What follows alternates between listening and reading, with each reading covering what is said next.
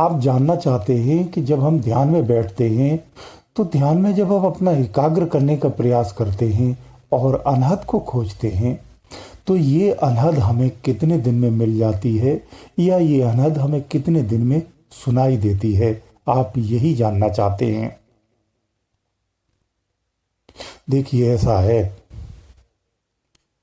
अपने कानों को बंद करिए अभी इसी क्षण और एकाग्र होकर के अंदर में ध्यान दीजिए। आपको शब्द सुनाई देते हैं, आवाजें सुनाई देती हैं, बहुत सारी आवाजें सुनाई देती हैं।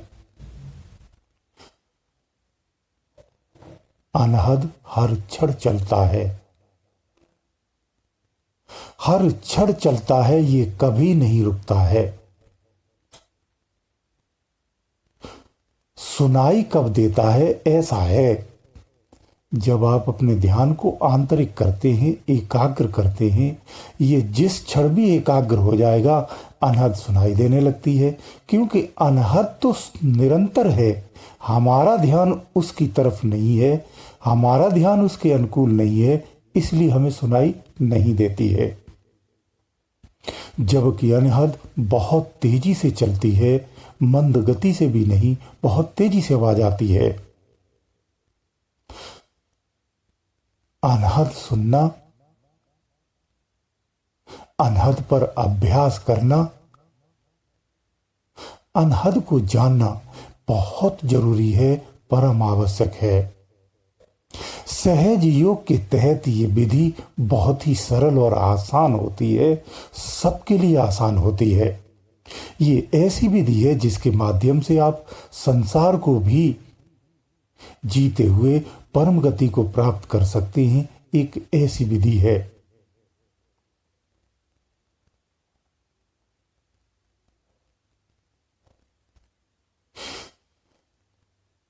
अनहद एक डोर है, अनहद एक सीढ़ी है, अनहद एक मार्ग है। अनहद एक शब्द रूपी डोरी है, ध्वन रूपी डोरी है, जो ब्रह्मरंध्र के मार्ग से होते हुए बहुत ऊपर से आती है। यह धुन निरंतर चलती है, एक डोर की तरह अंतर में हमें छूती रहती है, हमें जीवित रखती है, ऊर्जामान रखती है। जब तक ये आवाज अंदर में आती रहती है, जीवन तभी तक चलता है, ये शरीर तभी तक जीवित रहता है।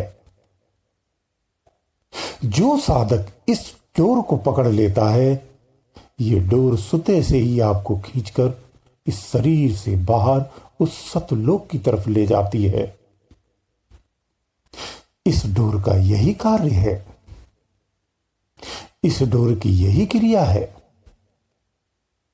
तमाम साधक इसी की डोर पकड़ के अपने आप का बेड़ा पार कर लेते हैं, जो विज्ञान की परिधि में पहुंचाते हुए उस विज्ञान के भी परे में स्थित कर देता है, स्थापित कर देता है। ये इसी डोर का कार्य है। ये डोर कोई सामान्य नहीं है, परंतु हम अज्ञानता बस इसे सामान्य ही समझते हैं, इस पर ध्यान भी कभी नहीं देते हैं।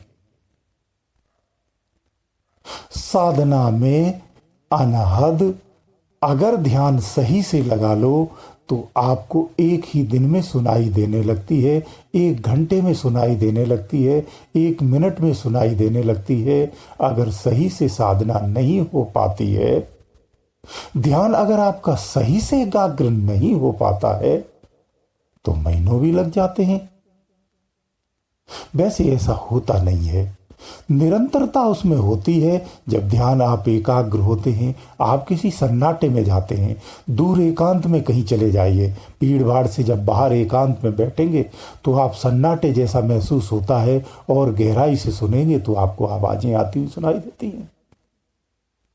ये अनहद की ही आवाजें होती हैं। इन अनहदों में एक अनहद होती है जो बहुत ही भिन्न होती है और बहुत ही बिरली होती है।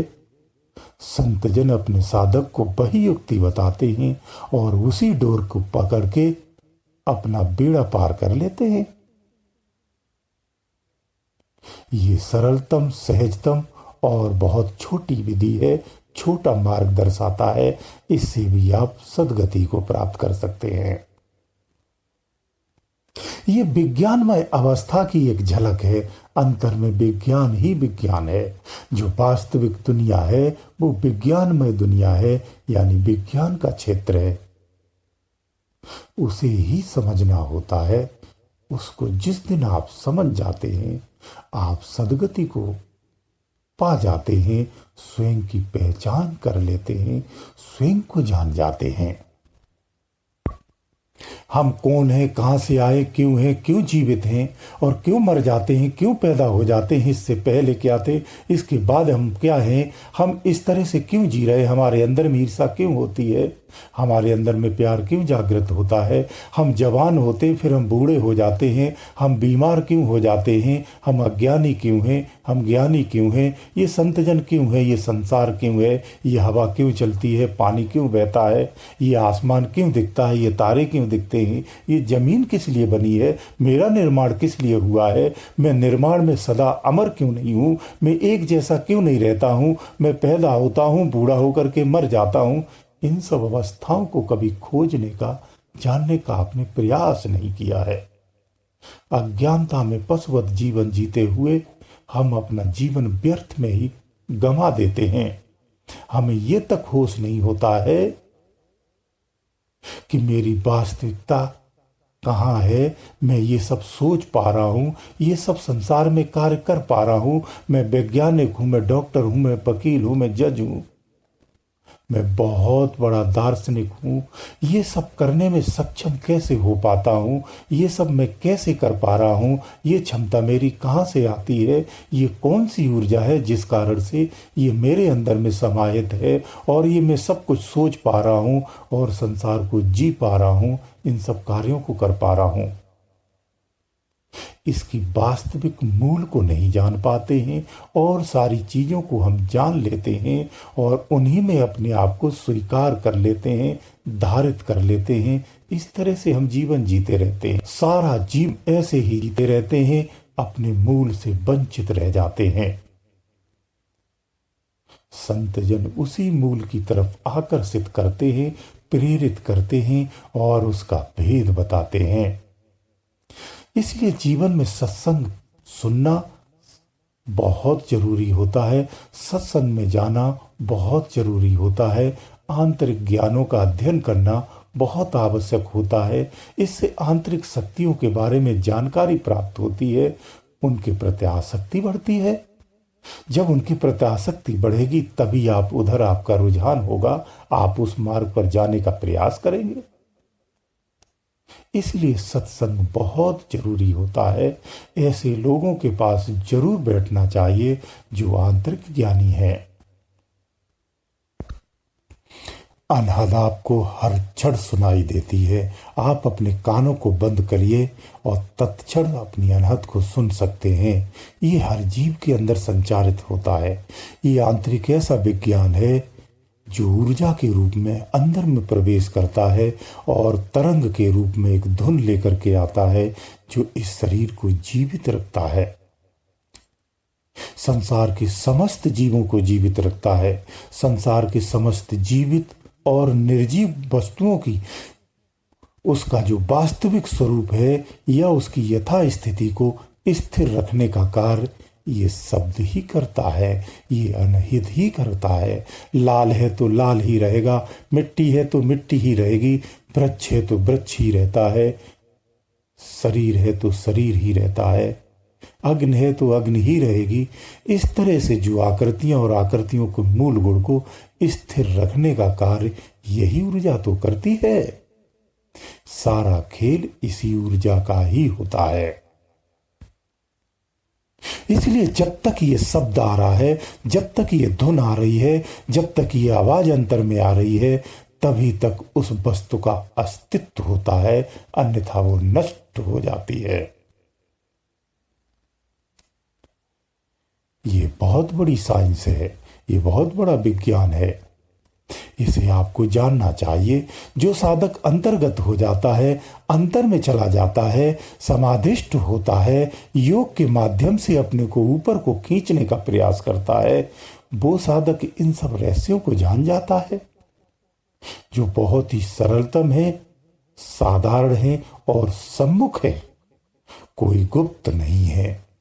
जो गुप्त तरंग है वो इससे भी भिन्न है। ये तरंग उसी तरंग से लेकर के मिला देती है। इसका यही कार्य होता है। इसलिए मैंने शुरुआत में ही आपसे कहा कि ये तरंग एक डोर है जो अंदर में खोपड़ी के मध्य से डाल रखी है। इस शरीर के अंदर में ये डोर डाल रखी है।